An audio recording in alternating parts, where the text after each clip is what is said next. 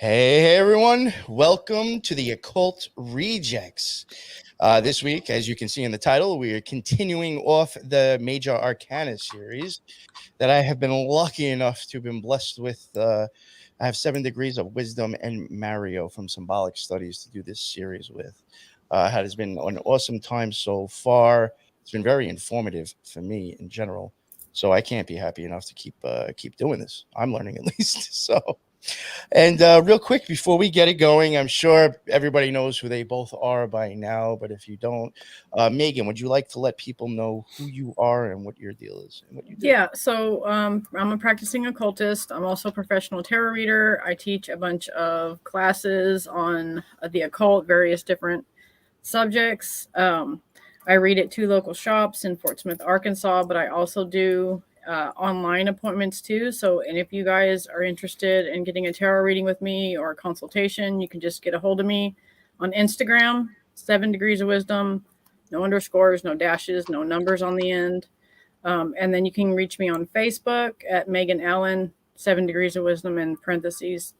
I have a big Kabbalistic tree of life on my page now. So if you guys want to get a hold of me for any of my services, just direct message me and we'll get you set up. Very nice. And all the links for your stuff is in the show now, and it will be when it drops regularly. And Mario, let everybody know what is up with you and your stuff, please. Yeah, sure thing. So my project is called Symbolic Studies. I'm on Instagram, symbolic.studies, and YouTube at Symbolic Studies. But people can find all of my stuff at symbolicstudies.com. And so generally, I like to put out content based around the sign that we're currently in under the tropical system. But I like to venture out and talk about other things symbolically as well. And I also am available for tarot readings. I have astrological prints. I've got study packets, things like that. But symbolicstudies.com is the hub.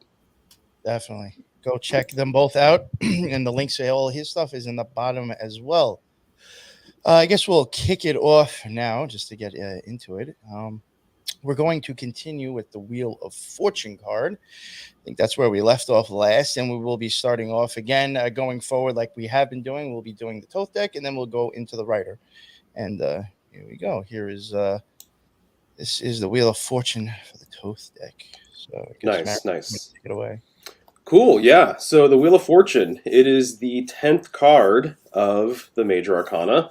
And it being the 10th card, that's a really important spot. We basically use a base 10 numbering system. 10 has often been looked at as kind of like a perfect number, a number of God, if you will, because you do have that 1 and 0 to make a 10. Obviously here it's an X, Roman numeral 10. But the 1 and 0 combined, it just reminds me of the masculine and the feminine coming together. And I've been saying for a while now, a lot of things break down symbolically to poles and holes. And so the number 10 is very much in line with that as well. You got that 1, you got that phallus, and then you got that 0, which is more feminine, more like a yoni. And so when you're dealing with the circle, or you're dealing with the wheel, or you're dealing with the sphere, you're dealing with, to me, heavenly symbolism. And so there's a long tradition associating the square or the cross with earth. It's associated with stability and foundations and structures. But the heavens, what's above our heads, is usually compared to a circle or a sphere.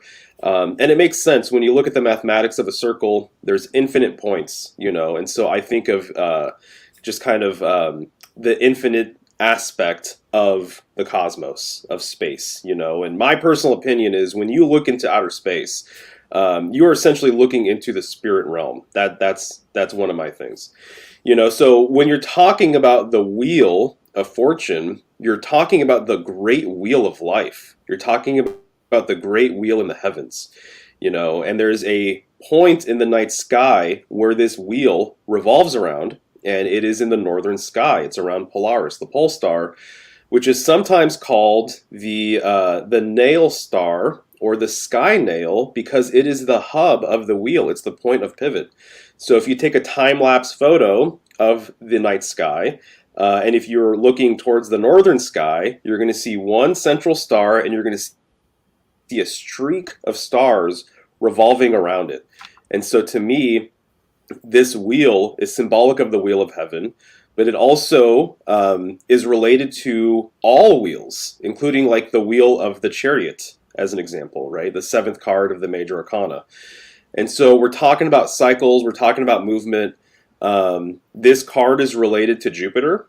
And so Jupiter has this expansive sort of quality that it's well known for. This kind of fiery electric quality, right? You could even see the lightning bolts here in the card, right? But this wheel and how it relates to Jupiter, it almost, to me, what it feels like is it's almost kind of like this energetic pulse to get through the second phase of the major arcana. You know, so we go from the Fool card to the Wheel of Fortune, which is right in the middle, essentially, and then you have the second half of the major arcana.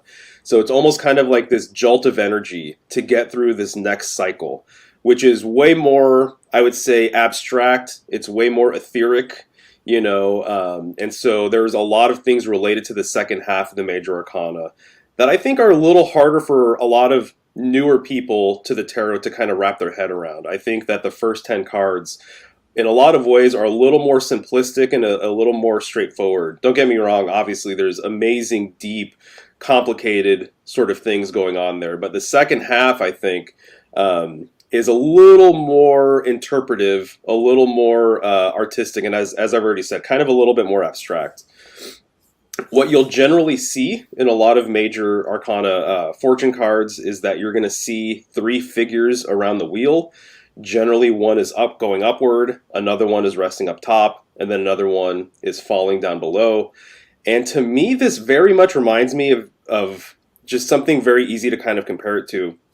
It kind of reminds me of, fixed, mutable, and cardinal signs. So I almost kind of look at like the cardinal nature of things going upward, and then I think the animal up top is kind of symbolic of this fixed nature, and then the animal coming down is more mutable, which is liable to change. And so you'll see that the figure usually going down is associated with like an underworld sort of deity. So sometimes it's the devil. Here you can see it looks like an alligator with serpentine legs. And so very much just reminds me of this descent sort of nature, this underworld sort of quality. Whereas the ape here going upward reminds me very much of like Thoth. So Hanuman in the Vedic tradition, is very much compared to Thoth, Mercury. And so I think that kind of makes sense. And then the Sphinx up top, I mean, there's so much to be said about the Sphinx and the Sphinx sort of mysteries in general. But one of the things that I kind of like to think about with the Sphinx is what I've heard is that it really is an amalgamation of Virgo and Leo, and that in ancient Egypt, the beginning of the year was Virgo season and the end of the year was actually Leo season. And so just in the Sphinx itself, I think what you're kind of getting is a cyclical sort of symbol. The beginning of the year going all the way around to the end of the year, and then it being Leo. So it's actually a synthesis of the beginning and the end of their year. The alternative hermetic title for this card is Lord of the Forces of Life, which I think is really interesting. Again, this wheel of life, this cyclical sort of nature with everything.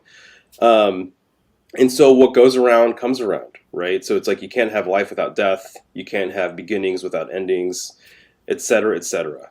And so I will also say as well that the way I tend to interpret wheel symbolism these days is that I think in a lot of ways, a lot of people, when it comes to the wheel, they tend to be focused on the external aspect of the wheel.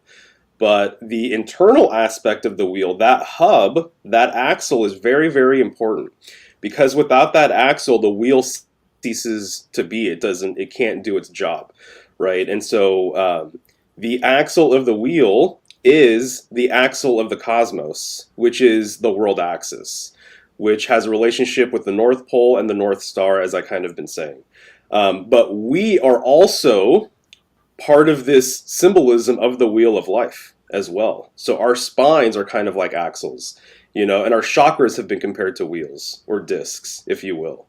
And so there's lots of wheel symbolism that I think we directly relate to as well. So we're kind of like we're the hub of a wheel, and so I think there's something to be said about all of that. Yeah, But for sure. yeah, off the top of my head, that's what I've got. Real quick, I just want to like add on to some of the things that you said. Please. That I think I'm really happy you mentioned. Like, like before the show, I was even mentioning to you how, like, again, I think that you'll see, like, I'm just taking Toth as an example of a god for that sphere. 8, you can see him progress up the tree, I think, in different ways. And again, like sphere 8 on the tree, directly across from it, you would go through Tiferet, and then you would hit Chesed, which is where this falls on. Again, 8 is basically directly across from 4 on the tree on an angle. So again, like, it's like, you're seeing Toth, but maybe like in a different timeline or in a different stage of his progression up the tree is now, the monkey. You know what I'm saying? Or like you see the wheels from the chariot, but then you see it here. There's something up, I think, with these symbols progressing, like, or changing, like a character arc that you're seeing in art. I think. There you go. Yeah, exactly right. Yeah, it's speaking to the nature of all storylines, which, just as you said, there's some sort of arc, and it's speaking to the nature of the tarot as well, in that we start with the Fool, we go on this arc, we go on this journey, the Fool's journey, and then you end up at the universe, and then you come back right to the Fool again, So the major arcana is very cyclical. It's not unlike a wheel, itself. So yeah, absolutely. All of your points are definitely well taken. Yeah, thank you. Is there anything you wanted to say on this, Megan? So I really like the color play here.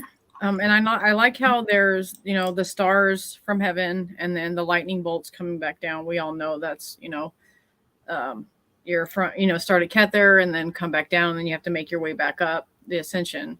I really like that they have the lightning bolt symbolism in there too.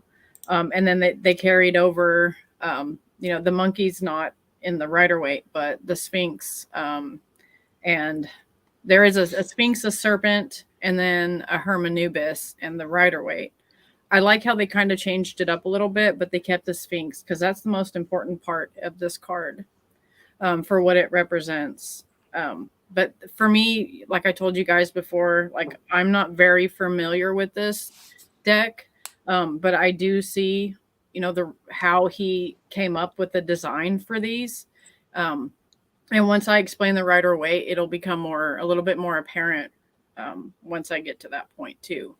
But like I said, I love this geometric thing that he's got going on. And I have a theory about that, about, sacred geometry being used in conjunction with magical practice. And I see this apparent in a lot of the different cards, which I think is pretty cool. But that's all I've got about this one in particular. I've got quite a bit of information about the writer. Okay, awesome. Yeah, one thing I did notice now too, real quick, I just want to bring up. I think you mentioned it before. Maybe you didn't. I don't remember. But it is also the letter Kaf, or however you say that, on there, and that is the meaning of that can be, or a symbol could be like a open hand, which is now opposite of the Hermit, which was a closed hand. But if you see this card, it does have a closed hand on it, which I do find interesting on the wheel. Yeah. Even though a symbol for that Hebrew letter could be an open hand. So, like, could you even be showing, like, could that be showing possibly going up the tree more instead of going down the tree? Like, you having the closed hand on something that should be open, is that showing the magic in the change? Right. Are you showing you closing the open hand in this card, actually? You know what I'm saying? So who knows? And a thing I also found interesting that I did want to just throw in there, and I hate to keep going back to the eyeball stuff, but even the way that the muscles around your eye are on your eye kind of almost look like that same thing where it goes around your eye, but it actually isn't like flat. They spiral around your eye, the muscles. So you're even seeing that little spiral come out here with the apes, the monkey's tail. You got all these. This to me, it could look like that. And I was going to leave it for the next card, but I also do even wonder, like, is this card showing you like a lower arc of the orphan? before it starts like changing into all those spinning discs Yeah. and eyeballs and the freaky angel look. Yeah. Is this like kind of like a lower arc of that? Because I would kind of put the orphanum like above the fourth sphere, which is where this falls. Yes, it is. You're totally right. Yeah. That's a really good connection. Because in other versions of the card, you're also going to see the cherubim angels, in the corners, right? And so that's kind of a traditional sort of thing, which to me relates back to a few things related to the number 4 here, actually. First off, the Jupiter glyph looks like number 4, right? And so there is that connection. And also Jupiter has a lot to do with the Emperor card as well, which is the 4th card of the Major Arcana. But the cross or the X also has a relationship to the number 4 as well. And so obviously with the X, very easy to kind of look at it and see that there's 4 different quadrants or there's 4 corners or whatever you want to say. And so there's this interesting sort of contrast between, again, the circular nature of the wheel itself, the cyclical aspect of that, and then also the 4, which tends to be related to the wheel as well, actually. So the 4 and the circle, or the cross and the circle, or the square and the circle, in so many different ways have been combined esoterically and within artwork and stuff, because it really is, it's kind of like this micro macro sort of thing, or masculine feminine sort of thing in so many different ways. But what I was going to say though is that actually Jupiter is exalted in Cancer, which I think is really interesting. And then the Cancer glyph is the 6-9, which begs just to be rotated. It just looks kind of like a wheel, in my opinion, right? And then Cancer relates to the Chariot card, right? So again, more wheel symbolism, basically. And so anyway, so those are just a few thoughts that I wanted to put out there. Awesome. Yeah. Now we'll real quick, just to add, I meant to say this before when I was talking about seeing possibly like, Tahuti going up the tree. You did mention Leo, and like I was saying before, if I was at sphere 8 and I wanted to go to sphere 4, where this kind of like falls around, I would go pass through Leo. Mm. I did mention Leo. So like, again, like I said, I would go from 8 to 6 to 4. Maybe, part of that sphere 6 where Leo falls on the tree of life has moved up to the other part of the tree now to here.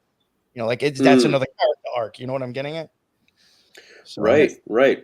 Yeah, it's kind of interesting too, because the way I've also looked at this layout here with the 3 figures around the wheel, and my understanding too is that there's a Greek concept of the 3 fates, which relates to the wheel of fortune, and that this is kind of the wheel of fates or a wheel of destiny as well.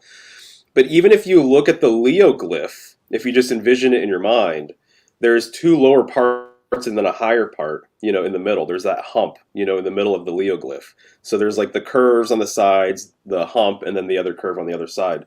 And so it kind of just reminds me of this nature too, of like, there's 2 lower energies. One is going upward, one is going downward, and then there's this sort of privileged or advantageous position up top that's more stable, and so just thought I would throw that out there too. I'm now kind of seeing some more Leo symbolism just kind of in here. I mean, I'm looking at it now and I'm like, well, this really doesn't look too far off from the sun sigil, which would fit on the 6th. Right.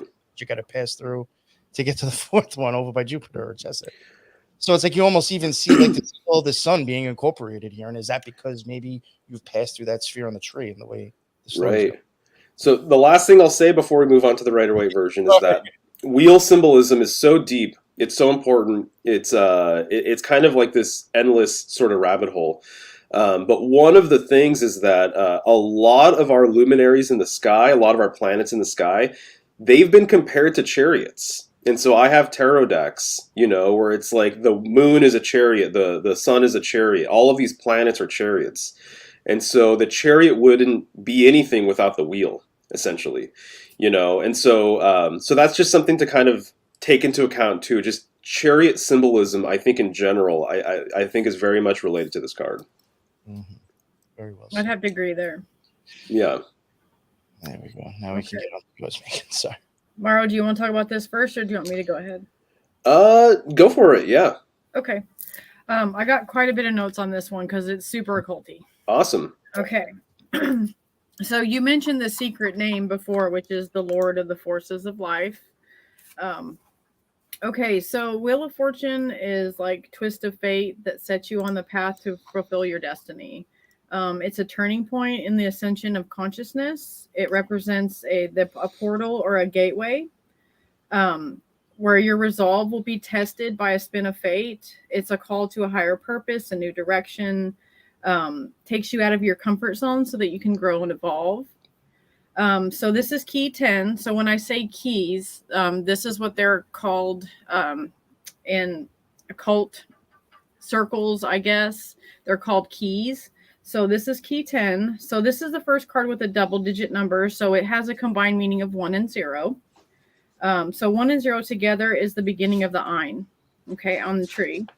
1 walks through the gate of 0 and starts a new cycle, and it also represents the 10th Sephiro on the tree of life. It represents the returning to unity or source. And then the 4 corners. So we have the Lamassu. They're also known as the guardians of the 4 watchtowers, the four royal stars, fixed signs of the zodiac, the 4 angelic beings that are mentioned in Ezekiel and Revelations as well. Then the wheel itself. So it's a whole cycle of cosmic expression divided into 3 concentric circles. So I'm talking about the circles here in the middle. So they represent the different planes of creation in Kabbalah, or the 4 worlds as they're known. So the center is the source of divine spark. So I'm talking about the dot that's directly in the middle of the wheel. Then you have the inner 2 circles. So the 8 spokes represent universal radiant energy that flows from spirit out. Okay. Then the symbols are the 3 essentials of alchemy. So you have the symbols of mercury, salt, and sulfur, which also represents spirit, body, soul. And then the 4th one on the bottom is the alchemical symbol for disillusion. And it means to dissolve something into an aqueous solution. Whoa, aqueous. Okay. We have the aqueous humor in our. Yep. And then the 3rd one, the outer one, represents the material world of manifestation. Okay. And then you have the 4 Hebrew letters as well as the 4 English letters. So now I'm going to get into that a little bit. So the 4 Hebrew letters is Yad He Vav He. That's what that means. Then you have the Sphinx represents the whole alchemical process of ascension and enlightenment. That's what the Sphinx represents. So if you look there, you have Taro. Well, there's a lot of anagrams that are associated with that. So you have Rhoda, Tarot, Orat, Torah, and Ator. And what that translates into is Wheel of Tarot speaks law, Hathor, or nature. Okay, and then the Mother Nature, also you can take that back to the Empress card. And Hathor is the Egyptian goddess. So they're kind of interrelated, Hathor and the Empress card. And then you have the red demon-like figure that's on there. It's actually called a Hermanubis, which is a combo of Hermes and Anubis. So what that represents is the evolution of consciousness from the lower realm to the higher realm. And that's why he's on his way up the wheel to get to the Sphinx position. It represents your true self beyond the veil of personality. Let's see. So it's like an evolutionary journey or cycle of manifestation. So the sword that the Sphinx is holding represents sharpened awareness, the power of liberation, and it frees you from the cycle of reincarnation over and over and over again. Now, the yellow serpent there on the left-hand side, that represents the vibration from the cosmos down into the physical realm. It is the radiant energy that descends from the heavens down into matter. And then the yellow in the card represents solar force. The clouds represent Jupiter. And the wheel represents the Lord of Rain, purification through alchemy of the true self. So this is an alchemical card.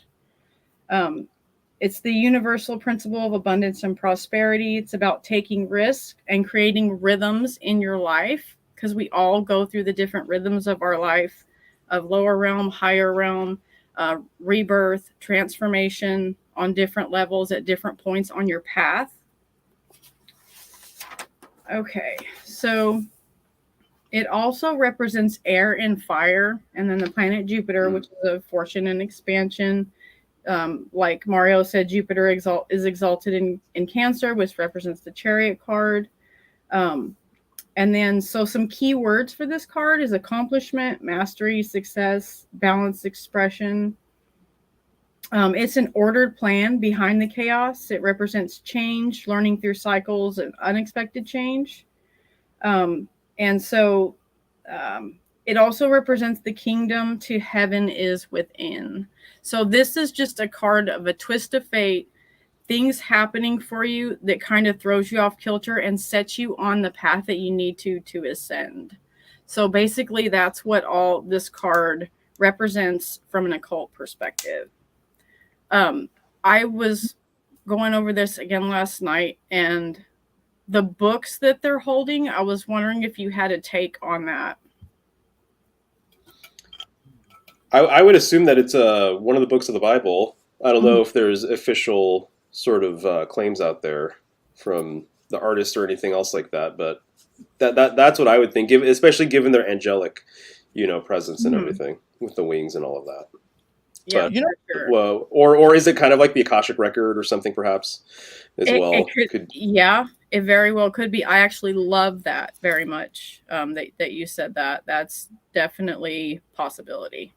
And I just have to say too, just real quick, speaking of records, the record is circular, right? And it needs that central point of pivot in order for it to spin and stuff. And I've heard too that some people have likened or have compared the Akashic record to being more circular in nature than anything else, and then of course many people have said that we live in a universe, and that this is kind of like almost like an album that's being played, or this like we're all songs within this great sort of compilation, or whatever you want to say. So this spin, it kind of relates to record keeping in certain ways as well. I would say even our hard drives, they're kind of different now, but they used to spin, and then tapes, they need to spin, and things like that. And so I don't know, it's just it's making me think about some of that stuff right now. Yep, that's very cool. Yeah, I was looking at this and kind of thinking about a little bit about what I was actually talking to you guys about, those pictures I was showing you earlier. Again, the Hermit was before this card, and he had his staff. And I was talking about how I thought that the Zonyals of Zin kind of looked like the Hermit holding the staff. I do think like the staff, if the staff does go back to the Zonyals of Zin, if that's the thing that you're going to raise your lens and change your pupil and all that.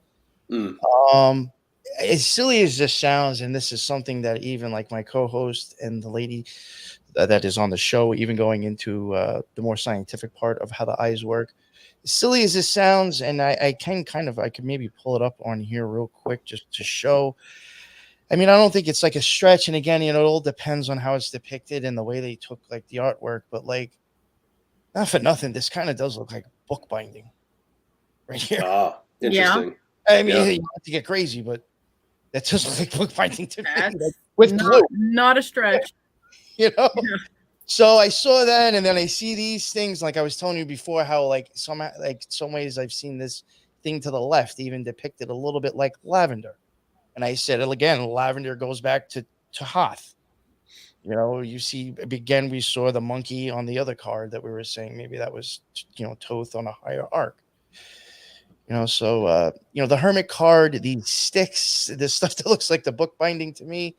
And then the fact of your eyeball gets pulled open from four directions, but yet it screws closed. I could see the X in the four directions, but then it changes as you screw your pupil closed. And there's like three different sizes that your pupil will normally be. And I'm wondering if that, like this Wheel of Fortune card is even showing you, let me go back to it, showing you the other stages of your pupil size, actually. Could be. Well, the concentric rings. I'm glad you brought that up, Megan. Just the outer and inner nature of the wheel itself, right? Because concentric rings, that's a whole rabbit hole as well, because it's like Atlantis, Plato's Atlantis, it was concentric ringed, right? You're talking about a target or a bullseye, concentric rings. You're talking about ripples in water, concentric rings. You're talking about, growth rings in a tree, concentric rings. And so it's like, that's how a lot of nature works. It starts from the sacred center, it starts from the source, and then it expands outward. And there's something to be said about returning back to itself as well. So this reminds me of a torus field in so many ways. So I think that there's absolutely a relationship between the torus field and the wheel itself. They're kind of one and the same, but the concentric ring nature, the inner and the outer, the shelled nature of reality, the spheres of reality, I think is kind of encoded in what's being said here. So I'm really glad you brought that up, because there's so many different things you can kind of relate it to. And speaking about that, I'm really glad you brought up the whole thing about 10 returning back to source sort of thing, which that's what the Hermit card represents. It's the last phase before you return back to self. Yep. The 9th card and then the 10th card. And then kind of getting to your bookbinding thing a little bit, dude. So in a lot of decks, the next card is Justice, the 11th card. Depending on the deck, it's either 8 or 11. And Justice corresponds with Libra. You're going to see that sword once again. Sword is, an anagram for words. And so there's that whole dynamic. And then even Libra itself, it's the first 5 letters of library. And so there's lots of librarian book sort of documentation stuff going on with Libra. And actually for very, very good reason, because Libra season is right after a lot of harvest seasons. And so like the grain harvest, as an example, takes place during Virgo, which is why Virgo is associated with grains and wheat and things like that. And then right after that is Libra. And so you need to know how much grain you have in order to go to market and in order to make money and all this other stuff. So there's lots of bookkeeping stuff that's actually related to Libra as well. So bookkeeping, knowledge, the written word, things like that. It's kind of just in play here with these couple of cards, I would say. Yeah, for sure. Yeah, even with, I guess we're going to get to it, because I think the Justice card, even with the Justice card, depending on which card it is, I hate to keep going back to it. It's just I keep seeing this stuff everywhere in tarot. Even the way light reflects in your eyes, it's almost, I've seen that almost like perfectly put on these Justice cards. Right. Right. And if you look at your lens, it almost kind of looks like a contact or a jellyfish, where the way it moves going up and down. So like those cups literally could just be the lens in a fixated point, and the light. Totally. All right, I'll get into the next one. Last thing I'll just say about the X, because the X is a really important symbol. There's a lot of occult symbolism related to the X. And just want to say, with the X, it reminds me of this idea of the crossroads. And where we live is a crossroad sort of place. We live in between these different realities or domains or universes or whatever you want to say. There's lots of different metaphors for it. And so Mercury relates to the crossroads. Right? And so Mercury relates to the crossroads. Sometimes he's known as being the Lord of the Crossroads. Hecate is known as being the Lady of the Crossroads. When you're thinking crossroads, I think of travel and I think of journeying. And that is one of the more important aspects of the chariot wheel, or the wheel itself, is this journey, the journey of the soul.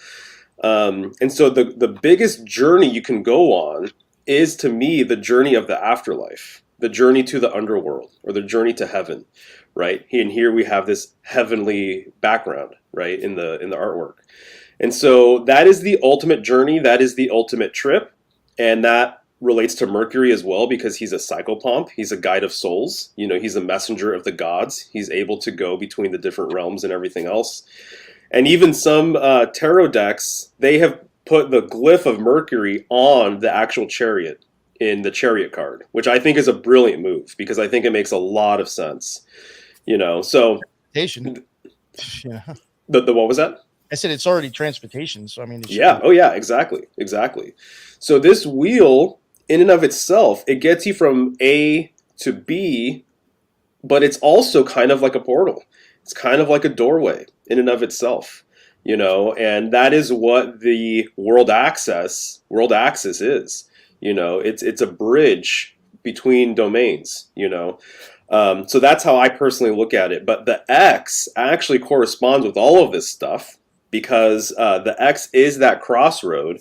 The point in which the lines cross each other, that is the point of ascension, whether you're talking about the cross or you're talking about the X. And so with X, you have sex, right? And so you have sex magic, and you have all of the things that are kind of implied with that. And then you also get hex as well, so more magical sort of stuff. And then also X relating kind of like to the hiss as well. And so there's lots of magical stuff with the X that you can obviously talk about like all day long, sort of thing. But it's a very magical letter. Phonetically, there's a lot to be said about it as well. And so there's lots of important words that use that X. But I think it relates to some of the stuff that I just brought up. So just wanted to throw that out there as well. That was well said. I would even add to like the whole snake thing you said with the sound. Mm-hmm. Even the way that you see the snake like kind of rolling out or whatever, that even looks like, if you were to look at it, to me, because of like messing with audio and making podcasts, I could see that being a waveform, and like the smaller point would be a higher point. It gets bigger, that's more of the lower. So like I can even see like the tail almost looks like a sound wave. Yeah, absolutely. Higher to lower waves. That's it. Yeah, exactly. Is there anything else you wanted to say, Megan, before we go on to the next one? No, I just you're talking about the vibration. So in magical practice, breath work, visualization, vibration. Those are the three things that you need to be able to do to perform magic correctly. So I really liked that symbolism there with that, it coming down from the heaven and then making its way back up, lower realm, back up to the higher realm. So that makes total sense to me. Yeah. That even could be why he's red, because of the chaos and change of going back up now. Yeah. How about the fact that, I can't see this card and not giggle a little bit that the wheel is in his ass crack. I never know. How did I never notice that? Totally is. Didn't notice that. That's awesome. Oh, really? I've noticed it ever since I saw it the first time. Every single time I see it, I'm like, it makes me giggle. It's funny. Must be gay sex magic. It's a hilarious little detail. Yeah, that's great. I've never. Wow. Of all people, I should have noticed. Here we go. So here is it's considered adjustment on the Thoth deck. That's right. Yes. So here we have adjustment, which actually Crowley talked about why he called it adjustment over balance or justice. And his reasoning behind it, this is in his book of Thoth, is something along the lines of everything seeks a balance, everything seeks equilibrium, and in order for that equilibrium or that balance to occur, things need to be adjusted. Yes. And that the only thing that really happens here are these little adjustments, sort of thing. And visually, you're seeing here a scale, right? The scales of justice, right? But if I'm not mistaken, he also wrote about somewhere this balance, actually, almost imagining like a spinning top, or imagining like a plate on one of those sticks or whatever, or imagining something that's just rotating around, a ballerina, if you will, which actually relates to this very, very nicely. But imagine a ballerina, or imagine something that's spinning, the whirling dervishes or something like that. These the idea of needing to adjust in order for the spin to kind of keep going. And here we were just talking about spin, with the Wheel of Fortune and these cycles and everything else. And so one of the things I think about with this spin, actually, it kind of seems like a stretch, but actually it's really, there's a potent weave here and there's a potent thread to be pulled out here. But notice the feet of Lady Justice here, and notice how they come to a point. Right? Mm-hmm. This is a very deliberate detail. And this harkens back maybe to one of the more popular sort of comparisons here. These old Venus statues, You guys probably know what they look like, but it's like a very bulby woman, heavy up top, but you notice that her feet always taper down, exactly how they taper down here. And the idea of feet tapering down, it alludes to balance, this idea of keeping balance, that you can tip either which way. But it also falls in line with a lot of esoteric information related to the idea of balance being related to the world axis, actually. And that everything revolves around this central point, not unlike a wheel, not unlike a spinning top, and all these other things that I've been talking about. And so tapered feet, one-legged postures, you will also see with Mercury as well. And it's not uncommon for Mercury Hermes to be on one leg, and the other leg is like right about to take off, or it's just hovering right above the ground. You see this actually in the Magician card as well. You see that the Magician card in the Crowley deck here, he is balancing on one foot, essentially. So there's a whole line of symbolism, there's a whole lineage of symbols or of works of art that actually deliberately show what's going on right here. And what it always comes back to, in my opinion, seemingly, is the world axis. Because the world axis is what was thought of to have brought order and stability and structure, because it gives the whole system something to revolve around, essentially. And so it might look like a small little detail, but there's a whole bunch of stuff you can kind of pull away from her tapered feet down there, essentially. And so what you see here is actually that same dynamic mirrored in other places in the card as well, with those spikes kind of balancing on those balls there. You see the two down below, and then you see that it's kind of mirrored and flipped, on the upper portion of the card. There's this whole line of thinking that Lady Justice is blind. And I may have said this in one of the other streams that we did, but one of the things I've read from a awesome symbologist, her name is Barbara Walker. I feel like I shout her out all the time, but she's really fantastic. She has a couple of books on symbolism that are honestly top tier, in my opinion. But one of the things she has said in one of her books is that women have always been designated as the figures of justice. And she says that one of the reasons why is because women get to choose their partner. Women get to choose who they want to couple with and who they want to procreate with and everything else. And it's not the man's role. The man is allowed to couple with a woman. It's the woman being the guardian of her own gateway. She gets to choose, and that there's a lot of cultures that understood this very, very acutely.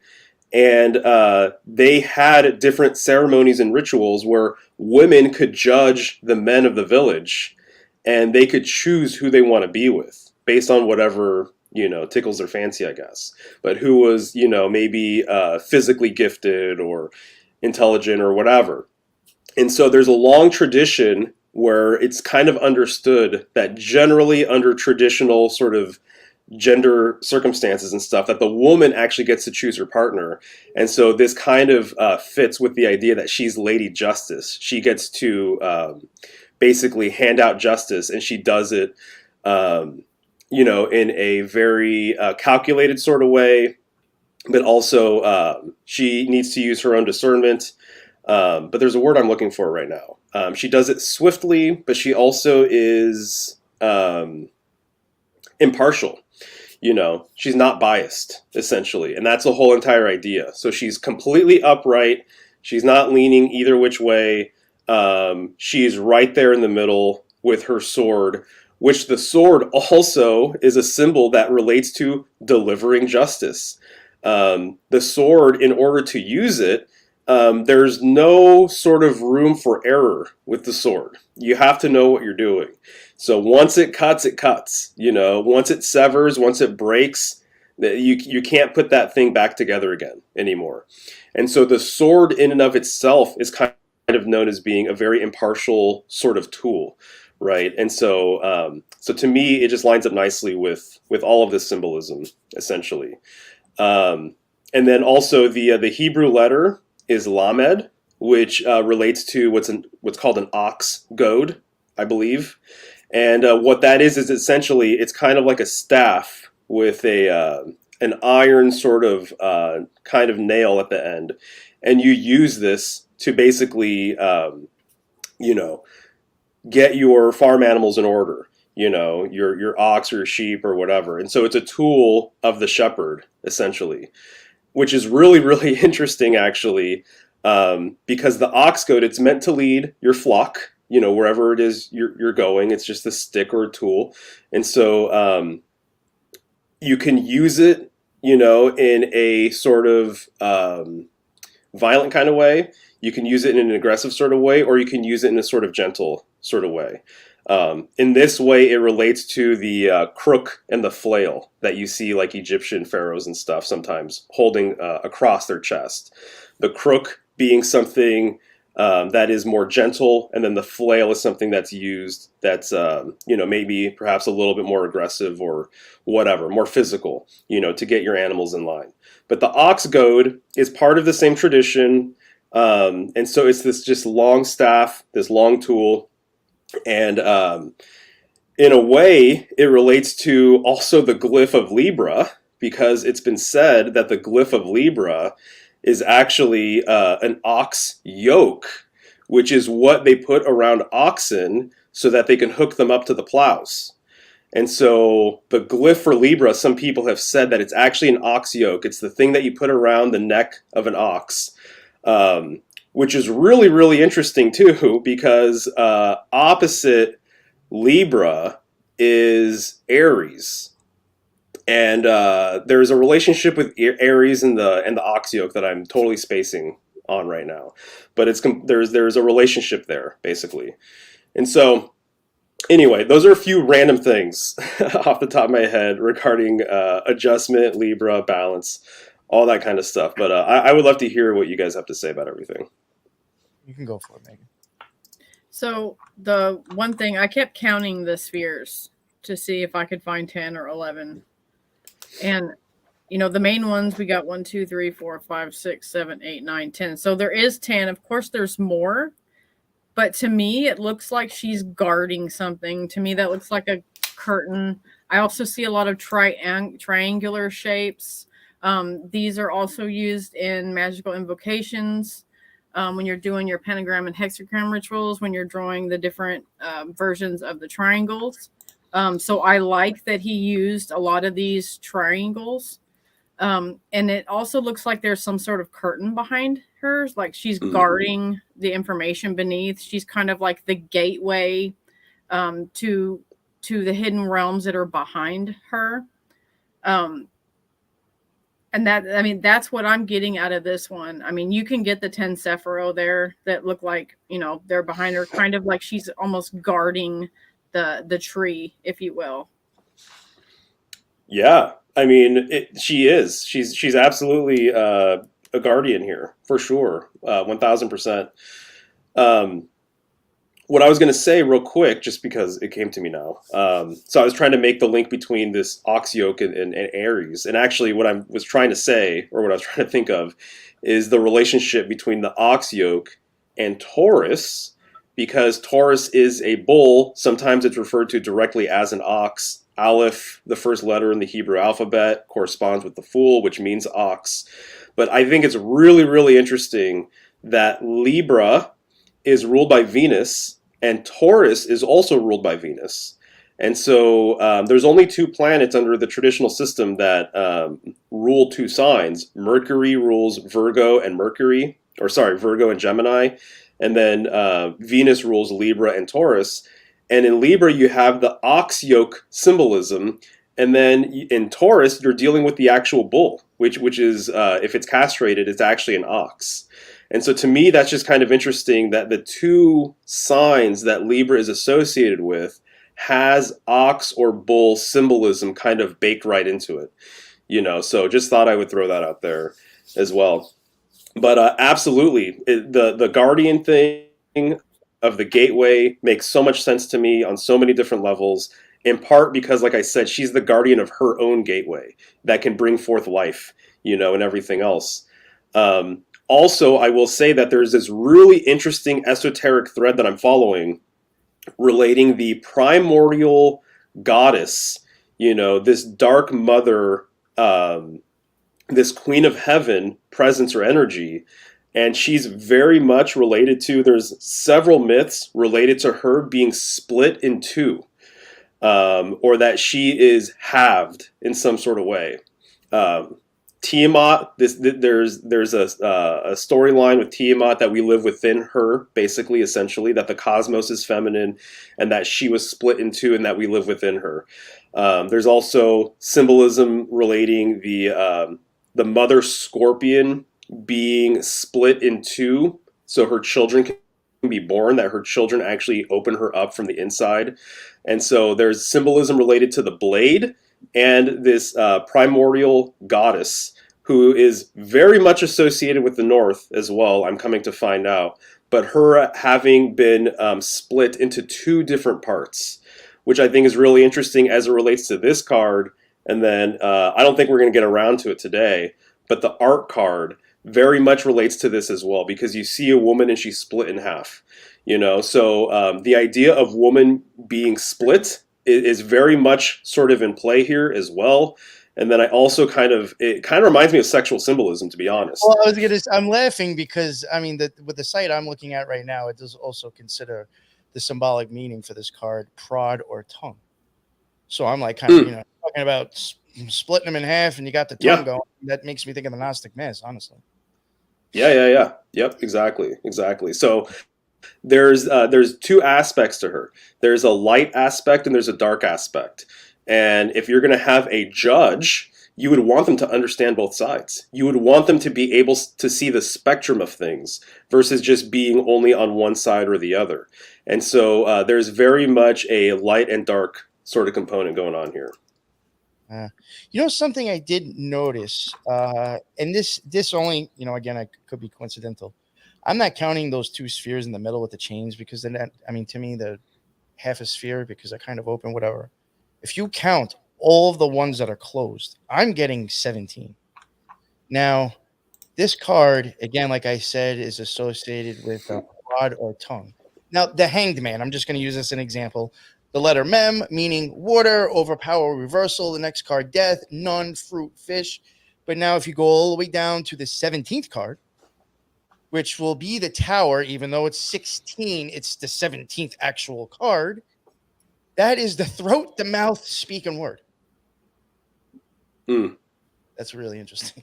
If I'm correct on this view. Yep. It's relating your tongue again. And something. Your tongue is known as a rudder. It kind of gets you through things. So they talk about that a lot in the Bible. Your tongue is a rudder. So when you speak forth things, you're traveling through, and you use your tongue as a means of, how do I want to put this? It's like a form of transcendence, using your tongue as a rudder to kind of get through what you need to get through to get to where you need to go. Think of it as like a boat. Right? Yeah, absolutely. Yeah. You totally got it. Another interesting thing I just remembered, because I have covered a couple. I covered Nightmare on Elm Street and Michael Myers as being kind of beast symbolism. And there was things that referred to the number 17. And I was going into Crowley 777. And even the symbol, some of the symbols that fall under 17 is like a straight line or is like a sword or a knife. Okay. Right. Seeing that again here with what she's holding in her hand. Mm-hmm. Yeah. No, exactly. Maybe I'm actually onto something with referring to 17 as well. So the other thing I'll say, and it'll be more obvious, although there's definitely shades of it here. It'll be more obvious in the Rider-Waite version, but it's not uncommon for Lady Justice to be sitting between pillars or sets of pillars, right? This reminds me very much of the fact that the High Priestess also, that's the tradition as well, is that she's sitting between two pillars like we've covered. So this gets back into the symbolism that this figure here is the middle way. It's the middle path. It's the gateway through. It's the unison of opposites. It's operating on the spectrum. It's not just on the black or the white or the positive or the negative.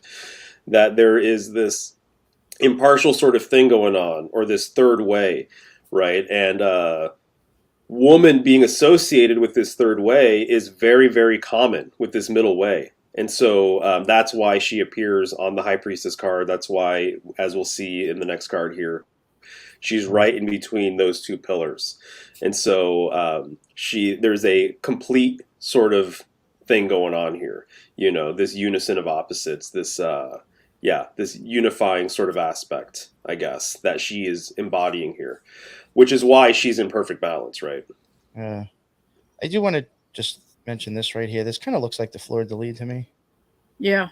You will get that look if you go to the equator and like was to tape the skies, because of what you were saying before. You will actually get that look.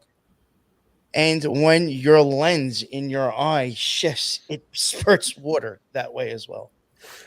Two quick things. Yes, I agree with you. It does look like the fleur de lis. I'm actually working on a fleur de lis presentation right now that I'm going to be giving next week on another show. And just very, very quickly, the fleur de lis, in my opinion, what it really breaks down to is there's a line of mythology where women are given a flower, and this flower was the catalyst or impetus for them to have a virgin birth. And so there's a relationship with fertility and virgin birth symbolism with the fleur de lis. And so just thought I would throw that out there, meaning that this goes back to the idea that there was a primordial goddess who did not have a partner because no such partner even existed yet she was able to procreate. She was able to give birth, you know, to the first masculine energy. Very similar to Virgin Mary Christ, very similar to Sophia and the Demiurge and things like that. So throwing that out there. But then also, too, those are the feathers of Ma'at on top of her head as well. So it's the plumes of Ma'at, which Ma'at is very much related to this card in so many different ways. She's related to justice and the truth and, you know, things like that. And under the Egyptian weighing of the souls ritual, you would weigh the heart of a man against the feather of Ma'at, which is the feather of truth. And this was going to decide his fate. And so I believe the whole ritual, it's called psychostasis. But the weighing of the souls ritual is very much in line with this card here in so many different ways. So if you lived a heavy life, you did not live lightly, you weren't living righteously, you were burdened by this experience because probably you had a hard time letting go. That's what sword symbolism is really good for. Letting go, cutting cords, you know, things like that. If you were way down here, that doesn't, you know, that's not in line with the favorable afterlife transition, essentially. If you were living lighter, you know, if you had more of a lightness to you and you weren't, you know, burdened by, you know, the things here, you're able to transmute those energies and things like that. If you weren't necessarily corded here, I think that's one of the things is like, if you're super corded here, I don't think that's a good thing, personally. You know, so I've always heard all of the ghost stories and stuff. It's always somebody who, they have unfinished business here.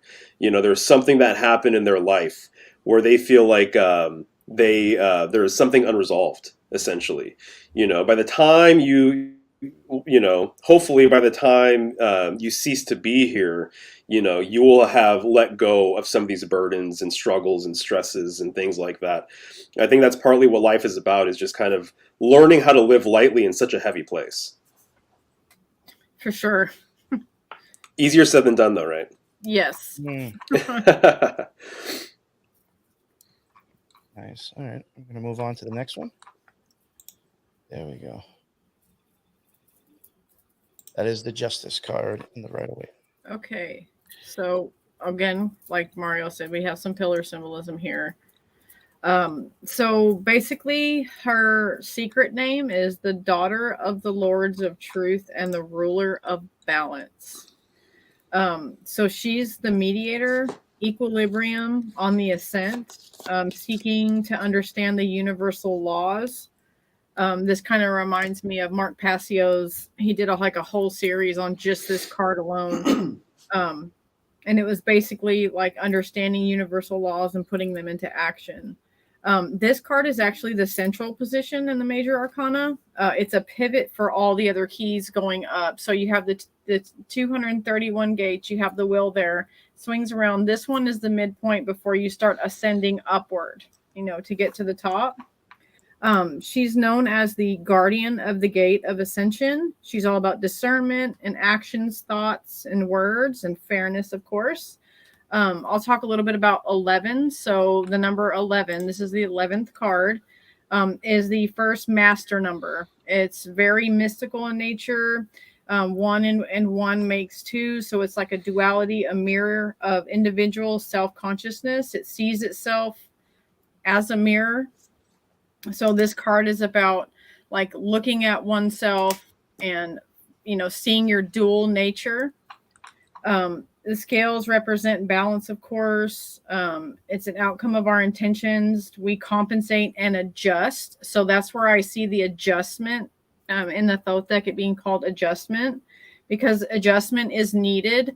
Once you figure out the universal laws, you're going to have to adjust what you're doing, or even adjust your magical practice at some time when you get to that point where things need to be done in different ways to achieve the result that you want, right?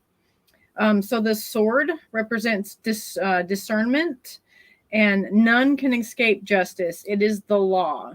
And swords can be used to cut, or they can actually be used to consecrate things. Especially back in the Renaissance era, they were used to consecrate. When somebody got knighted, they used a sword on each shoulder, because they were supposed to be fair and just in the rule and carry out the will of the king or God, because kings back then were seen, as a direct line to God, to divinity. So the crown that she's wearing represents Kether on the tree of life. It represents a perfect state of being. So the robes, you have red robes, and then you have a green cape or sash coming down. So the red represents Mars. It represents action, masculine energy. And the green represents Venus, which is working together. Also about nature, love, and beauty. And the funny thing is, if you mix red and green together, then you get the color gray. So gray represents wisdom in the occult, because it's, black and white duality coming together, and it represents wisdom. This card is a card of air, which represents intellect. She's got 1 foot sticking out underneath her robe there. And this represents that she's ready to act, and that she has poise and self-direction, that she's ready to go in the direction that she needs to go and make adjustments to where she's going, depending on what she needs. So the purple curtain behind her, it's purple in the universal deck. Here it's red in the Rider-Waite. The universal Rider-Waite, those have way different colors in them. They're a little bit more vibrant, but any way you look, it's a curtain behind her. So it's hiding something. She's like the gatekeeper. And then Mario brought up her being related to Ma'at, the goddess of truth and order. The white feather represented righteousness and purity in the halls of justice. So he explained that whole process, the Egyptian process of Ma'at, weighing out the feather. It represents integrity, conscious, inner voice, balance, clearing karma, knowing your purpose in life. And it's also a reminder to blend the spiritual and physical aspects of your ascension process. You've got to have both. You can't have too much of one or the other. And it's about having 1 foot here on earth and 1 foot in heaven. So you kind of have to bring this down with, the universal law will bring this down and unify these two things for discernment on where to go next. So this is a card of action. To me, I know she's female on there, but there you see both of these themes in the card. You see a feminine aspect, and then you see a masculine aspect. So those things being brought together, that's the universal law in itself. If you look at the 7 Hermetic principles as well, you have to have all those things kind of together to make it come like full circle. And then I also wrote down Thoth. For measure and balances, I think my notes there, I was trying to get with, Mahat and Thoth and that whole Egyptian thing that Mario talked about. So I'm not going to drain that because, he talked about that. This card also represents the 7th house in the zodiac. And that's pretty much all I get from that one is, universal laws, righteousness, justice, fairness, balance. We all need this in our life. When things kind of get off track, that's when things start getting screwed up. So I think this is a very important pivotal card in the Rider-Waite, and I love that it is the pivot point from, it's right smack in the middle, and it goes up on the ascension towards the spiritual aspect, because every card before this one was more physical, dealing with physical aspects, and then you hit this one, and then now you're going to the spiritual aspect. So I think this card is perfect for in between, because you got physical on one end, spiritual on the other, and you've got to combine these. And this is the first card that kind of kicks you off in that direction of action towards spirit. Wow. Okay. Awesome. Yeah. I love it. I was even going to say, like, on the just like really the most, like, just even a basic example, pretty much what you both had said. Even if you look at this, in my opinion, as like just shadow work, if you take an honest look at yourself and look at, like, judge yourself, not letting somebody else actually judge you, be the judge of yourself, and then remove what is not needed and is fucking your life up. Yes. And I'm pretty sure just that in itself, you'll have spiritual advancement and be a happy person. Yes. Yeah, no, man, absolutely. Yeah, definitely. I think that was great that he said that. So this idea of balance, right? I like this just line of thinking, right? Balance within self. Your physical self, your visible self, your spiritual self, your whatever. And Libra is in so many different amazing, incredible, synchronistic sort of ways, relates to balance as well with where it's at in the year. And so, as an example, Libra is at the beginning of the fall equinox. And so we have equal parts day and night, right? And so Aries is the beginning of the spring equinox, another situation where we have equal parts day and night. So we're actually going into the fall with Libra, right? And then also where Libra is at, it's right in between Virgo and Scorpio. Virgo has a glyph that looks like an M. It's like an M with a little fish embedded into it. Scorpio has a glyph where it's an M. It's an M, and then it has this little hook tail sort of thing. And so it looks like the stinger, symbolically, like the stinger of the scorpion, right? And so what are the odds that Virgo is an M glyph, and that obviously it relates to virginity and things like that, and virginity back in the day doesn't mean what it means now. It meant more so unwed, basically. But it does have all of this symbolism related to purity and things like that. Hence virgin birth symbolism and what have you. And so Virgo is considered to be in the day side of the zodiac. And then once we hit fall, we're now in the night side of the zodiac until we get back to spring. So the night side of the zodiac are all the fall signs and the winter signs, and then the spring and the summer signs are the day side aspect of the zodiac. And so Virgo is the day side, then you have Libra, and then you have Scorpio, which is in the night side. And arguably, there's stuff related to Scorpio that relates to whore symbolism, I guess, if you want to put it that way.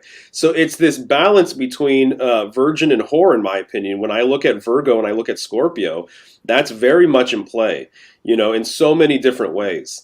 And so there's that natural balance between these two signs on opposite ends of Libra, which is the scales, which represents this balance, right?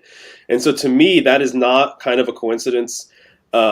It's also been said to, very much related to this, is that Virgo, Libra, and Scorpio, depending on who you ask, it was once believed by certain people that this was actually one big sign. And then Libra was introduced, and it split these signs up into three different separate signs: Virgo, Libra, Scorpio. And so Libra may have been introduced into this huge, gigantic sign, and is kind of the middle point between the two ends of the sign, Virgo and Scorpio. And so this is why, too, the pans of Libra are sometimes referred to as the claws, the northern claw and the southern claw. And there's some sky maps where you actually see the claws of Scorpio in the pans of Libra. And so there's a relationship between the claws of Scorpio and the pans of Libra. And there's that possibility that all of these signs, these three signs, was actually just one gigantic, massive sign back in the day. So just thought I would throw that out there as well. Wasn't there originally like 13 in different types of astrology? Sure, yeah. There's like one. I need to learn more about that. But I think there's a correlation there, if memory serves. The 13th sign would be probably what you're thinking of as a fucus, which is like the serpent handler or the serpent bearer. Mm-hmm. And if I'm not mistaken, I believe he's positioned between Scorpio and Sagittarius. But he's a little more inward. He's actually a little more northern than the ecliptic, the path of the sun. Gotcha. But yeah, no, there's multiple variations of how many signs there were at one point and things like that. So I've heard many different takes over the years, but that one has always stuck with me. This idea that we're potentially dealing with, and they're all very feminine, and so that's the other thing too. Again, Lady Justice, and then Virgo and Scorpio. And so there's this sort of idea that they were all just one gigantic, huge sign in the sky. So I obviously, I can't say concretely or anything like that, but I've heard things like that over the years. So okay, food for thought more than anything else, Yes, for sure. Mario, you were going back to Virgo and Scorpio a lot, and it brought me back to my days of the lesser banishing ritual of the hexagram. Mm. And in that, you do go, you start off, you go INRI. And then you go Yod, Nun, Resh, Yod, which is kind of like, in my opinion, just another Yod, Hey, Vod, Hey, pretty much. You do go Virgo, Isis, Mighty Mother, and then right after that, you say Scorpio, Apophis, and Destroyer. I just find it interesting how you even like we're putting them like together, and they actually go like one after the other in that. Yeah. No, definitely. Even for like, this is totally off topic, but like in that ritual, you do at one point you extend your arms and you go the sign of Osiris slain, Osiris, Apophis, and then you make a swastika with your arms, and you look your head down and you say the sign of mourning of Isis. Then right after that, go like this and say the sign of Apophis and Typhon. Is that why Crowley gave Churchill this symbol to defeat the Nazis? So are you saying this is a Typhonian symbol? You know what? I'm looking at something. Let me get back to the screen. I wasn't looking at you guys. Is the peace sign a Typhonian symbol? I take it that way. Interesting. It can be used that way, I think. Right. Well, it makes sense on a lot of levels, because just to go on a quick tangent or whatever, this is one of my big rabbit holes right now is Typhon and Typhonian symbolism. And so there's the Greek Typhon, but now in today's world, Typhon is used as a substitute name for this primordial mother that I've been talking about, this Queen of Heaven. And so when you're doing this, there's a splitting sort of component, right? And what was I talking about earlier with the sword and justice and everything else, and this idea that this great old mother is split in two, essentially. So it kind of relates to that, but then it also reminds me of the serpent tongue, right? The forked tongue. And so she's very much connected to the serpent as well, in so many different ways. And the dragon. That high-pitched hitch with that serpent tongue again. Right. Yeah, exactly. So anyways, I'm going to have to look into that one, but that's very interesting. And then I'm gonna real quick, I'm just going to jump on to, and then we'll get back to your cards. I just did want to show, like, this is what I was getting at with my card, where I was saying it, looks a little bit different and has these like kind of like angles here. And again, you even kind of have the snake in there. And I'm wondering, does that have to do with different vibrational rates, but whatever. Yeah, absolutely. And then this is like how the lights reflect on your lens. Oh, wow. Okay. Right. I see that there. Yeah. Look at 20th Century Fox. That's huge, man. That's huge. Same fucking thing. One closed, one open. Mm. Go back to that card real quick. And I do Let me think see that again. Showing that. Dude, come on. And then you got the symbolism of the light and the dark, you know, death, and then rebirth through the light. And then you have the black and white symbolism, and she's got the feather. And look, her toes are pointed once more. Yeah. I don't want to keep going, focusing on it so much, but I really do think that Zaniel's Azin shit is huge in this tower, at least. Again, when you were mentioning something before, I think with your Hermit card, you talked about how it looked like hair or a bush or this and that. I wondered if the feather is still showing you the same thing. Right. And Yeah, that would still be going to, like, again, even how, like, sometimes the feather, like in Led Zeppelin, when they showed the feather, it's almost like a hook. It's like an upside down J, again, with Jupiter and abundance and Chesed. Like, to me, it's just, you know, you're getting into the part where I was even saying that maybe that's when you start raising them, like I was saying before. It just seems way too coincidental for me. I want this deck. Yeah, I do think this deck specifically, the Magical Golden Dawn, I do think, in my opinion, it is actually heavily eye detailed, actually, this deck specifically. Yeah, no, I agree. Symbolically, for sure. Yes, that's what I think. And then I guess that's one that we're going on to, the Hanged Man, correct? Yeah. So the Hangman, number 12, right? The first thing I think of whenever this card comes up in readings, you know, is just this idea of seeing things in a new way, in a new light, you know, breaking old patterns. And certainly being upside down is going to give you a new perspective on things. And so even you have those blocks behind them, that grid, you know, it's almost like it's implying a pattern, right? And so it's implying an orderly set of lines that give you this pattern that this figure is now completely kind of submerged in or immersed in, but he's upside down. And so what's this upside down business? What's going on? It reminds me very much, obviously, of Odin hanging from the World Tree, Yggdrasil. That's where he received the runes. There's this idea of a dying god, you know, and gods. I think of Christ being crucified. This reminds me of that, obviously, in a few different ways. You could see the nails in his hands and his feet right there. But there's a line of mythology that relates to this idea of a dying god, and that this death is kind of the impetus for the final sort of enlightenment phase of their life, essentially. And so that's why when we go to the Rider-Waite version of this card, you will see that the Hanged Man, he actually has a halo right behind his head. You know, so there's always this enlightenment sort of implication that's going on. And this, to me, it almost feels counterintuitive or something like that, where it's just like, wait a second, he's hanged, he looks like he can't get out of that position, yet he's enlightened, yet he's actually he's transitioning to this new phase. You know, he's ascending, essentially. Getting his adjustment. What was that? He went to the chiropractor and he's getting his adjustment. Oh, yeah, right. Yeah, totally. So, to me, that's very interesting, this dying god sort of aspect, and that they don't actually die, they transmute, they transform.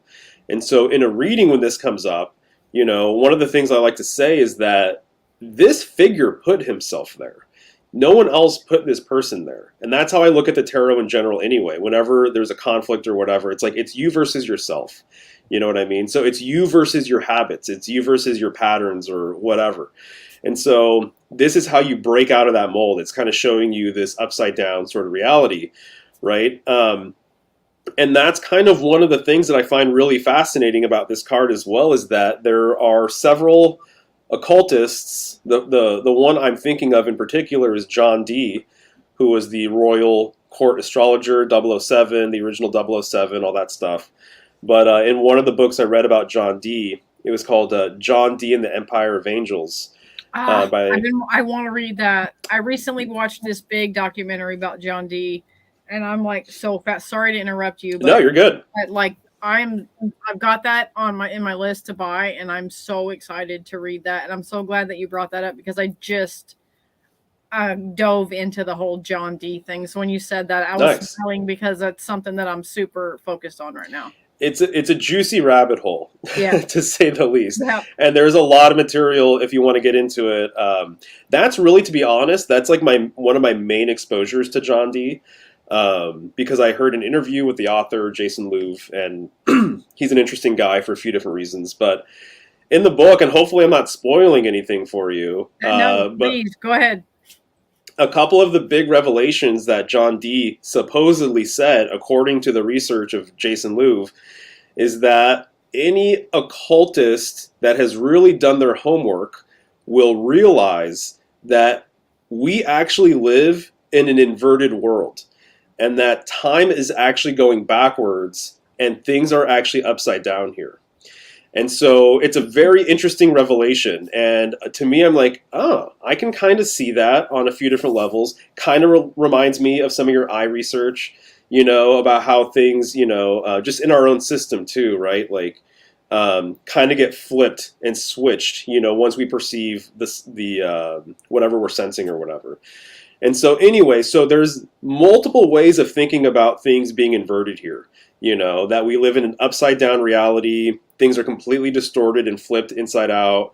We're moving backwards. Maybe we're upside down, and even just symbolically looking at society, it does kind of feel that way. It feels like a lot of things are completely flipped around and, are upside down. And so we live in clown world that sort of way. And so I think there's a lot of ways of kind of interpreting this card too that actually speaks to a closer aspect to reality, and that's kind of what, when you get into the mysteries and you get into magic and you get into occultism and stuff like that, you will find that things aren't necessarily what they appear to be. That a lot of things are very illusory here, and things that you thought were like concrete or whatever, you're just going to have your programming sort of triggered, and you're going to be, you're going to have your threshold pushed in so many different ways. And so, but I think that is kind of the magical path or the spiritual path or whatever you want to say, is that, a lot of what you maybe consider to be like a sacred cow is going to, they're going to be slaughtered. A lot of the things that you thought you took for granted or whatever, they're going to be challenged. And so this card represents that kind of breaking out of those patterns, breaking those things that maybe are challenging to you, breaking the norm, stuff like that. And so the esoteric name for this card is Spirit of the Mighty Waters. And actually the Hebrew letter, I believe, is Nun or Nun, right? Nun, which means, it doesn't mean fish or water. I always get it confused. Water. Yeah. Their overpower reversal. So that makes perfect sense. So Spirit of the Mighty Waters. So it very much relates to water. This reminds me of a rebirth, if you will. It reminds me of a cleansing, right? Or even of a baptismal sort of thing. Baptism, yeah. Yeah, exactly. So I think all of those things are absolutely in play. Don't you hold the baby from one leg too? I don't know. Is that supposed to be the thing? Maybe, perhaps. You hold the baby from like 1 foot. Actually, I could be wrong. And right. I think they do in some. Yeah. And so here, speaking of the 1 foot thing, everything's flipped upside down. So it's like what you put on the top of the canvas for a tarot card is very important, and then people read, obviously here in the West, upper left to lower right. And so the foot is in the most prominent position. I've seen the case that people have actually corresponded this card with Pisces, which relates to the feet, right? And so even here, it doesn't have a sign that it's associated with. It just has the glyph for water, which I think is interesting. So to me, there is kind of a Piscean sort of quality with this. And so for the feet to be in the most prominent position, to me says a lot, very much relates to Pisces, in my opinion. But what I was going to say is that he's hanging from the Ankh, right? And the Ankh is very much a symbol related to the cross. But the cross and the Ankh, they both relate, in my opinion, to the world tree. It relates to the world axis. And so when Odin is hanging from the world tree, that's what he's hanging from the world axis, essentially. And so this figure here is also hanging from this world axis, or from symbolically the world tree, I would say. And so those are a few of the things off the top of my head that come to mind. There's other things, but I want to hear your guys' take. Real quick, I'm just going to let you can go after me, Megan. I'm just going to repeat a few things that were said in the chat that I think is actually very interesting. The branch said Achilles' heel story, he is held by a single foot too. Oh, that's interesting. Making a reference before, I think maybe you might have even said it yourself before. Ankle, it just seems like very weird. And then you have Achilles' heel, it's very interesting, and wanted to mention that. Nice. Yeah, that's very fascinating. You can go, Megan. Is that a snake that's at the bottom there? Yes, and I believe there's another one around his foot. Okay, so that in itself, represents awakening, like a Kundalini awakening. But what's cool is that it's at his head instead of his feet, but he does have one at his foot as well. Right. So the whole inversion, yeah. Yeah, that one's a little harder at first. Like if you pull it back, it looks like a rope. But yeah, that's cool that he's hanging upside down, and that the snake is there, and then the snake is all on top. So if you were to flip that card around, you see awakening in either or, right? So it's like a joining of as above, so below. Mm-hmm. For sure. Yeah, absolutely. I do like the grid pattern there in the back, and then the sun symbol. See, what's cool about this card is whatever way you turn it, it means the same thing. That's what's cool to me about this card. And then, of course, this card, this card is associated with sacrifice. Okay, so you have in the Rider-Waite, you don't have any nails or anything. The stigmata that he's got in this. And I find it also interesting the shape of his face or his head there. It's like there's no facial features, it's geometric shapes. I find that really interesting as well. So yeah, that's the thing that sticks out to me is like either way you turn this card, you're going to get the same thing. That's pretty much all I've got to say about that. All right. Nice. Next one. See, like this one real quick, I just think is interesting because again, like we're going back to what we showed on the feet. You still have it pointing on this one. The other one you did. But again, this one is like kind of, it's almost like basically what we looked at the last card. You just moved that one leg and brought it down now.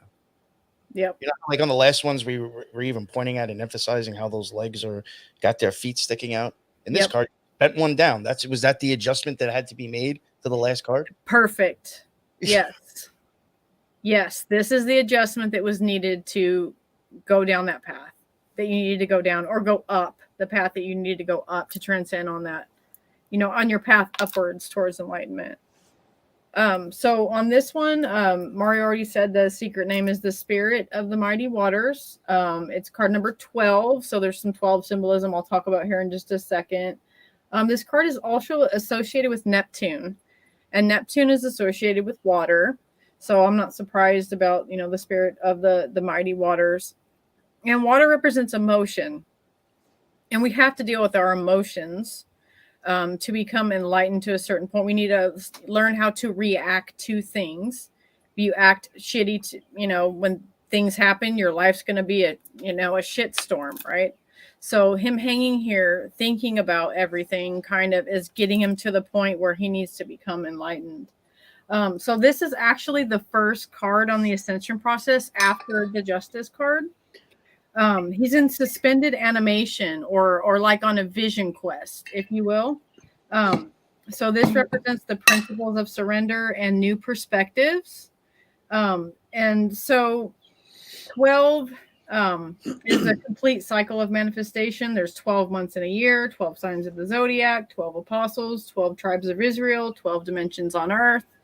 So this just that stuff alone represents earth and heaven coming together, right? So in all the previous keys, the arcana that represent the physical, this one is the one where you have that justice card, which is a middle point where they're bringing all the physical and then the spiritual. Well, this one is like that first rung up for spiritual.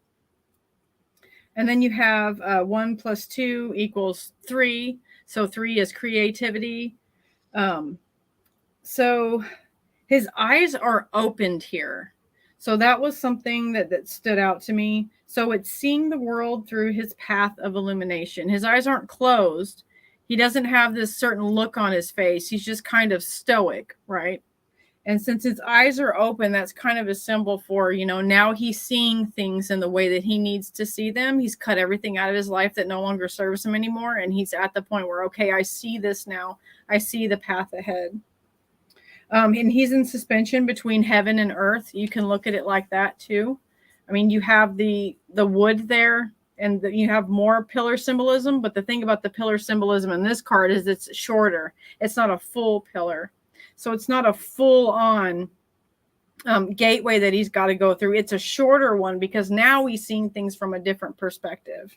So that path that, the pillars that he has to go through aren't as hard, if you will, to get through because we got shorter ones.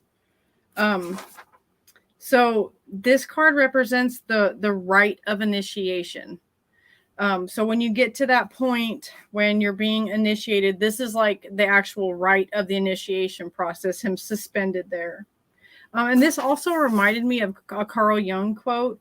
It is as if the consciousness mind volunteers to die in order to bear a new fruitful life in the unconscious. So that quote really reminded me of what embodies this card. It's a reversal of thoughts and concepts. It's the aha card, or that sudden illumination card when you've been contemplating and meditating for a while, and then you have that aha moment all of a sudden. So this is the epitome. Yes, this is like the epitome of that card. It's about meditation, being calm, inner quiet, stillness. It's a card of complete receptivity. Okay, as opposed to the justice card. Well, you move into this one. And this one's more of like a feminine, receptive type card. It's voluntary surrender of the ego, and it's grasp upon our will and our mind. This card is all about gaining wisdom through suffering and sacrifice to get to the fruits of your hardship. And that's why he's like in this painful position with his hands behind him and one foot down. That's obviously a painful position to be in, especially if you're hanging upside down. So it's a card of like true sacrifice. And then the other notes that I wrote down was Odin and the Tree of Life. But Mario already went over that, so I'm going to skip that. So his red leggings, they represent fire and action. Okay, and then the blue tunic represents receptivity, like water. So we were talking about that receptive type. And so it's seeing things from the perception in another way. Let me see. I can't even read my own writing here. So, okay. It gives you the right moment that you need to receive the right knowledge or initiate yourself into action. So it like represents that moment, that perfect moment in time where you receive the information that you need just in time to be able to go on to react and do what you need to do to move on. So this card is all about learning to react to life the correct way, as opposed to, we talked about this a little bit earlier, just, if freaking out over certain things that happen, you are the only person that can control how you react. Nothing that happens to you is anybody else's fault but your own. So this is like a card of self-sacrifice, figuring that out, that everything is within, nothing is without. There's no one around you that can cause anything. It's all within, but you have to control the way that you react to certain situations, and becoming enlightened helps you do this. And I think this is the epitome of this card. Nice. Yeah, hence the receptivity that you were talking about as well. Yeah. The inner nature. Yeah, well put. A couple things I wanted to point out. So notice that it's really interesting that this is supposed to be like a tree, but we don't see trees that just grow upward and then just have this crossbar coming out of it like that, right? And so to me, this is alluding to the cross, essentially, right? The same sort of mythology, the sacrificial sort of thing. And Christ is heavily connected to sacrifice, especially with his relationship through Aries. And so there's a lot of Aries symbolism related to the sacrifice or the crucifixion. And so that's the time of year it takes place in as well, right? Aries season. Yes. But this tree, what we're seeing here, this trunk and that crossbar, it very much relates to the crucifix. It relates to this idea of a Tau cross, which I'm starting to see that all crosses are Tau crosses, and that the Ankh is also a Tau cross. And so Tau very much relates to Taurus, right? Tau, and Tau is also it's a Greek letter. There's a Hebrew correspondence with Tau and everything else, but it's mirrored. This idea of a cross or the Tau cross is also mirrored with his legs as well, right? So his legs are crossed as well, and so the one-legged symbolism that we were talking about in the Justice card is also present here, except it's completely flipped upside down. And as I was saying, with the one-legged or the tapering of legs to that fine point, it relates to the world axis. And so one of the constellations that's close to Polaris is Ursa Major and Ursa Minor. They revolve closely around the North Star. Ursa Major used to be referred to as the thigh of the bull or the thigh of Set. And so just imagine if you're on one leg, you're kind of like an axle, essentially. That's how you're going to spin around real quick, as if you're going to be on one leg sort of thing. So it relates to that point of pivot. And so this is polar symbolism stuff, essentially. And so I think that one leg relates back to the pole, the world axis, the axis mundi, which is the cosmic axis, essentially. And then also people have pointed out, too, that his legs do look like the number 4. It looks like the Jupiter glyph. Or the Jupiter glyph, rather, is also number 4. And Pisces, which this card has been related to, the traditional planetary correspondence using the 7 traditional planets, the correspondence with Pisces was Jupiter as well. And so I think it's kind of interesting that his legs are red and Jupiter is a very fiery sort of planet as well. So that's going on. And then also just wanted to say, too, that along my sort of symbolic travels, I've learned that 12 is a heavily solar number. So it's very much related to solar symbolism, which is why we do have 12 traditional signs around the ecliptic, which is the path of the sun. It's why we have a 24-hour day. And so many things break down to 12 here. The clock, right, has 12 numbers and everything else. And so, but the number 12 is very, very much tied to the sun. And so there's even old myths about the world tree having fewer branches and being related to different traditions. So there are myths where the world tree has 7 branches and was actually more of a polar symbol, as in it relates to more so to the pole star, and it relates to Ursa Major. And then at some point, this world tree grew to have 12 branches, which is why we live in a solar sort of paradigm now. We're taught about a solar system and all of these solar ways of looking at everything, solar symbolism and stuff.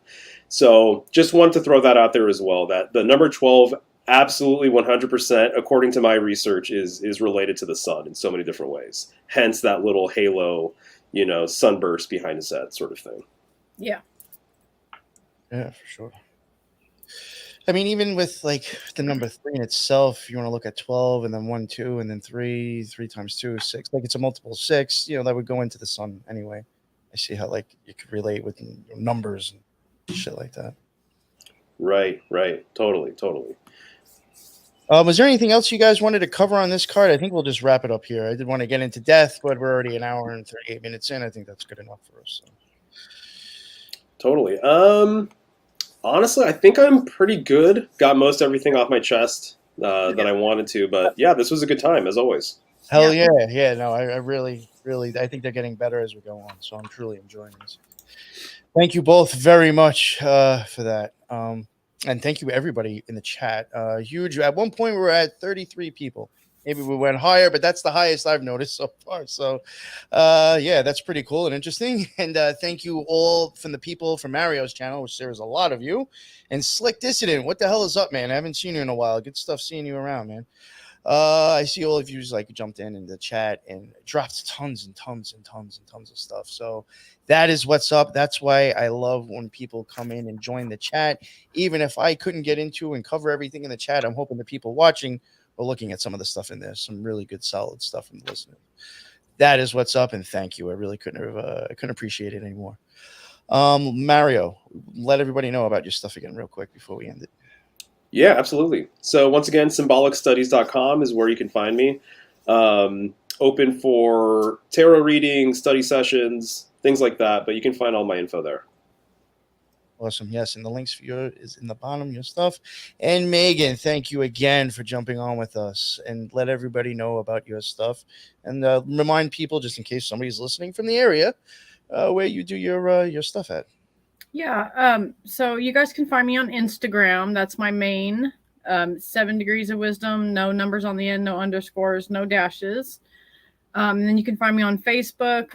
Nick will have the links below in the video. If you guys want to book any services with me, I do spiritual consultations, manifesting consultations, paranormal consultations. I also do tarot readings, and I teach a plethora of classes that I can do in person and online. And if anybody local is watching, I work at 2 shops in Fort Smith, Arkansas. If you want to do in-person classes or reading, I have 2 classes coming up, actually. I'm going to do Intro to Astrology again, and then I'm going to do another one on High Magic. That one's coming up on the 25th and the 26th. If you guys want to get a hold of me for anything, just direct message me on any one of those platforms. Awesome. And as a reminder, I just want to let everybody know, if you do want to contact them, and you do contact them, just make sure it's the same account you hit up, because these two do such great work on Instagram. There are scam artists out there trying to impersonate them. Yep. So make sure that you're talking to the right person. Good call. Honestly, again, I'm not trying to guess both your heads, but if you have people faking your accounts, you must be doing something right. Yeah. Trying to pull, thank you both very much for part 4 of it's probably going to be in like a 7 or 8 part series. I thank you very much for spending all the time that we have put into this. That's what's up, for real. I appreciate it, and thanks again for all the listeners. And until the next one, everybody be well. Later.